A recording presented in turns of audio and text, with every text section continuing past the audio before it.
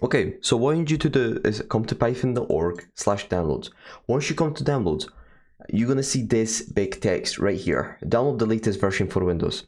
What you're going to do is click this button and it's going to give you an installer. Once you download it, just save it somewhere so you can get it easily. And we're going to install one more program, which is Visual Studio Code. I'll show you how to do this right now. Okay, so as you can see, it is basically just code.visualstudio.com. It's going to be in the description below, so just check out if you need to. There's going to be additional links as well. Now, just download for Windows, and that's it. Okay, so now what I'm going to do is I'm going to show you how to install Python along with basically pip. Pip is very, very important. It allows you to basically install certain functions or certain libraries straight away, right? You don't have to go on the internet and download them some stuff. You can just use pip, which is a part of Python, right? And it's actually built in, so I'm going to show you to do this right now. If you click Python installation, you're going to get basically install, and you're going to get this window, right? Make sure everything's selected, right? Next, and click all these three basically buttons. Install. Okay, now what's going to happen is pip is not going to work for you. For some reason it doesn't work. What you just need to do is reinstall pip.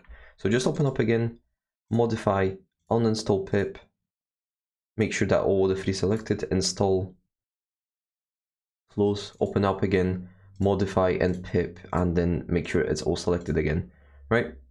Once this is done, just restart your computer or your virtual machine, whatever you're running this on, just restart it and that should be you. Okay, so now we're going to do is install Visual Studio Code, or you don't need to install this, but it's up to you. I use Visual Studio Code because it's one of the best programs and it's one of the best development programs to basically design your code and edit your code and stuff, right? It has certain functions and it's also very, very easy to use. Open up Visual Studio Code, accept agreement, install it wherever you want. It's a virtual machine, I really don't mind. I don't like creating this start menu folder, so I'm just going to delete this, create a desktop menu icon, and make sure that you do have register code as an editor and add to path. Path is very, very important also. It will make your life easier. Next. Okay.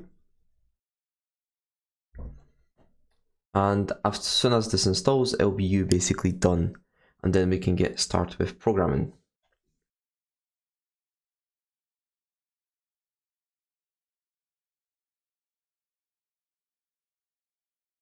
Okay, so let's finish. And how to actually check if you have Python installed. If you go to CMD, so if you type in CMD and you type in Python, it should show you basically these three buttons, and it should say Python, the version, and the set. Right, this is how you know you have Python installed. So let's now create a new file. We're going to create a new file. We're going to Python. Let's put main.py. Let's save on our desktop. There we go. As you can see, it saves as Python, and it says .main.py, which means it's a Python file. Right, one more extensions I recommend getting, so you can debug stuff, is just getting the Python extensions. Oh, unfortunately, I can't show you, but if you type in Python here, now the reason I can't show you is because I don't have internet connection to this virtual machine for my security purposes. So basically just type in Python, and it should be the first, if I'm not wrong, Microsoft extension for debugging code, and it'll allow you to debug code. And this is it. This is how easy it is to actually get started with Python. I hope you have learned something new. If you can leave a like, subscribe, comment, check out my description, and make sure to check out my other channel, which is Griffin, which will also be in the description below or in the actual my information of my channel. And see you later, guys. Thank you for watching.